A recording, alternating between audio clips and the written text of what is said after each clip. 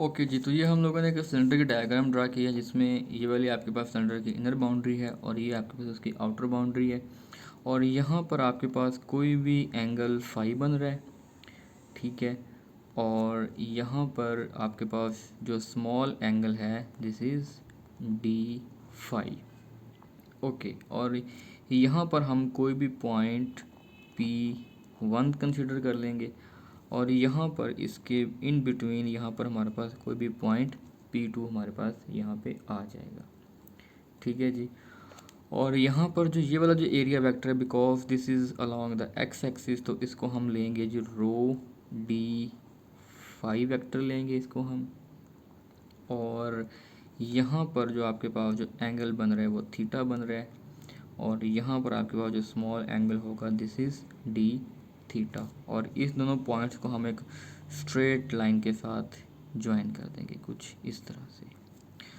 Okay, यहाँ पर आपके पास एक लेंथ एलिमेंट ये वाला है, एक लेंथ एलिमेंट आपके पास ये वाला है और जो दूसरा लेंथ एलिमेंट आपके पास है this is something like this vector in this direction.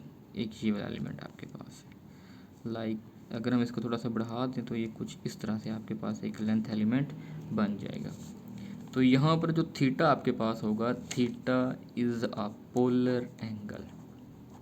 Theta यहाँ पे आपके पास होगा पोलर एंगल और जो फाई यहाँ पे आपके पास है वो आपके पास होगा azimuthal angle, MUTHAL, azimuthal angle आपके पास हो जाएगा। तो यहाँ पर अगर हम लोगों ने डी इनफाइनाइट लेंथ एलिमेंट को अगर आप लोगों ने कंसिडर करना हो तो this will be equals to D rho and rho cap आपके पास आ जाएगा plus rho D phi and phi cap आपके पास आ जाएगा प्लस डी जेड और यहाँ पर आपके पास आ जाएगा K cap and where D L is the infinitesimal line आपके पास है। इसी तरह से अगर आप लोगों ने यहाँ पर इनफाइनाइटेसिमल एरिया कैलकुलेट करना हो,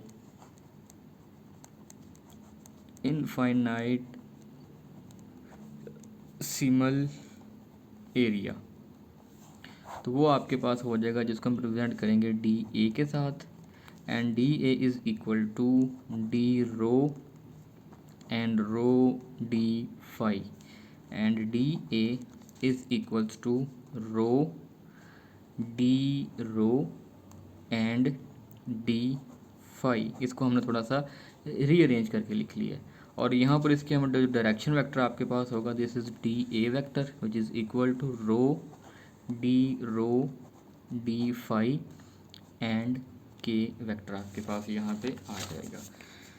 नेक्स्ट हम यहाँ पे बात करेंगे जी इनफाइनाइटेसिमल वॉल्यूम हम लोगों ने कैसे कैलकुलेट करना है। तो उसके लिए हम आपके पास जो इनफाइनाइटेसिमल वॉल्यूम अगर हम लोगों ने इन कोऑर्डिनेट से कैलकुलेट करना हो तो वह कैसे कैलकुलेट करेंगे, तो वो आपके पास आ जाएगा जी D V which is equal to rho D phi and D Z आपके पास आ जाएगा। अच्छा, यहाँ पर एक बार नोट करें कि इन एक्सप्रेशंस को कंप्लीट ड्राइव करने की ज़रूरत नहीं है, जस्ट आपने इन एक्सप्रेशंस को याद करना है, इसको मेमोराइज करना है और जो भी आपको प्रॉब्लम दिया गया होगा आपने इस प्रॉब्लम के अकॉर्डिंगली इनको आगे सॉल्व करना है। तो डी वी यहाँ पर आपके पास जो आ जाएगा, अगर इसको हम थोड़ा सा मज़ीद रीअरेंज कर लें तो आपके पास आ जाएगा rho D phi and D G आपके पास आ जाएगा। लेट्स सपोज कि यहाँ पर हमारे पास अगेन हम एक डायग्राम ड्रा करेंगे कि यहाँ पर हमारे पास एक सिलेंडर मौजूद है जी, ठीक है जी, कुछ इस तरह से आपके पास दिया गया है और यहाँ पर इसका जो रेडियस है वो आपके पास है rho, where rho is the radius of the cylinder.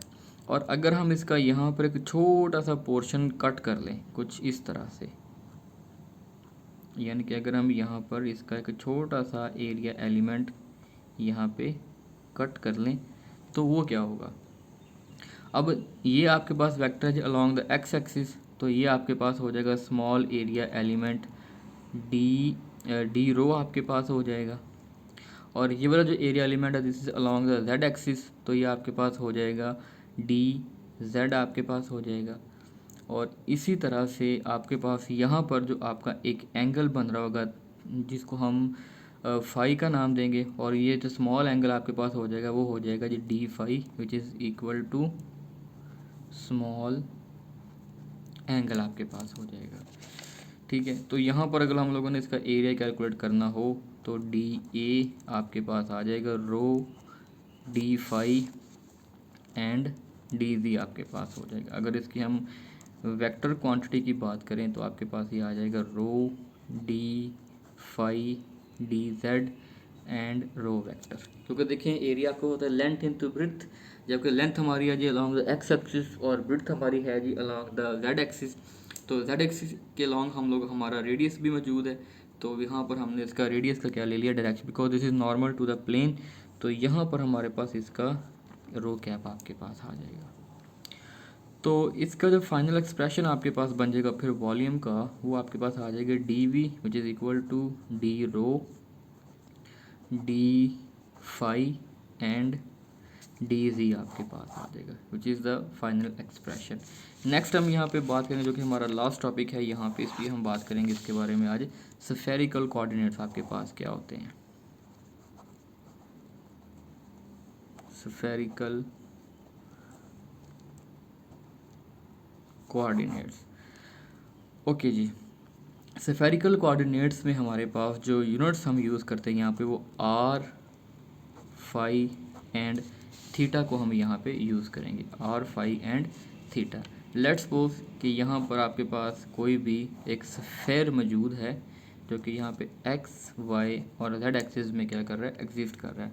अच्छा जी, इस स्फेयर को हम कट कर लेते हैं, यानी कि लेट्स सपोज आप यूँ कर लें कि आपके पास एक एप्पल है और उस एप्पल में से आप लोगों ने एक उसकी जो स्ट्रिप को आप लोगों ने वहाँ से काट लिया है और उसको हमने बाहर निकाल लिया। अब उस स्ट्रिप को हम 3D प्लेन में कैसे रिप्रेजेंट करेंगे वो हम यहाँ पे ड्रा करते हैं, यानी कि हमारे पास यहाँ पे एक ये सफ़ेयर मौजूद था और इस सफ़ेयर को हम लोगों ने क्या किया है, कट कर लिया है। तो कट करने के बाद अगर इसको हम 3D प्लेन में ड्रा करें तो आपके पास कुछ इस तरह से बनेगा। एक स्ट्रिप आपके पास ये एरिया एलिमेंट आ जाएगा, दूसरा एरिया एलिमेंट आपके पास कुछ इस तरह से आ जाएगा और एक आपके पास एरिया एलिमेंट कुछ इसका इस तरह से आ जाएगा। ठीक है जी, ओके। और यहाँ पर हम इसका एक वेक्टर ड्रा कर लेंगे, this one and this one, और इसी तरह से यहाँ से आपके पास एक डायरेक्शन वेक्टर कुछ इस तरह से आ जाएगा और एक वेक्टर आपके पास यहाँ पे कुछ इस तरह से आ जाएगा। ओके जी, again this is your X axis, this is your Y axis and this is your Z axis. अब अगर ये वाला एंगल आपके पास थीटा है तो यहाँ पर आपके पास इसका जो स्मॉल एंगल बनेगा ये वाला, यहाँ पे आपके पास हो जाएगा D theta which is the small angle, कुछ इस तरह से, इस तरह से। ओके, और अगर यहाँ पे आपके पास एंगल फाई है तो यहाँ पर आपके पास क्या बनेगा, small angle which is D phi आपके पास हो जाएगा।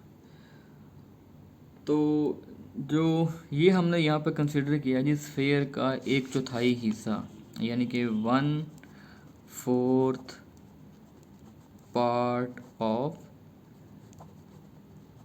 स्फेयर, 1/4 पार्ट ऑफ स्फेयर हम लोगों ने यहाँ पे लिया है जी। तो यहाँ पर अगर हम इसकी इनफाइनेटेसिमल लाइन अगर हम लोगों ने कैलकुलेट करना हो तो वो कैसे कैलकुलेट करेंगे, वो आपके पास हो जाएगा जी d l, because length element आपके पास होगा, and d r cap plus r D theta and theta cap, और प्लस आपके पास आ जाएगा r sine theta and D phi और फाई कैप आपके पास आ जाएगा।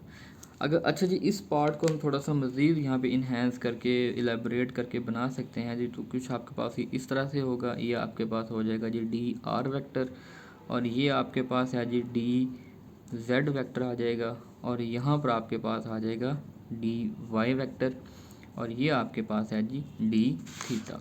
तो फॉर वाई हम यहाँ पे क्या करेंगे, for Y we take R D theta हम यहाँ पे कंसीडर कर लेंगे। और अगर हम लोगों ने इसका एरिया कैलकुलेट करना हो तो एरिया के लिए हम यहाँ पे यूज़ करेंगे ये एरिया जो होगा ना, ये आपके पास होगा इनफाइनेटेसिमल एरिया आपके पास हो जाएगा, which is represented by d A which is equal to r D theta into r sine theta d phi. और यहाँ पर ये आपके पास हो जाएगा जी r square sine theta d theta and D phi आपके पास आ जाएगा।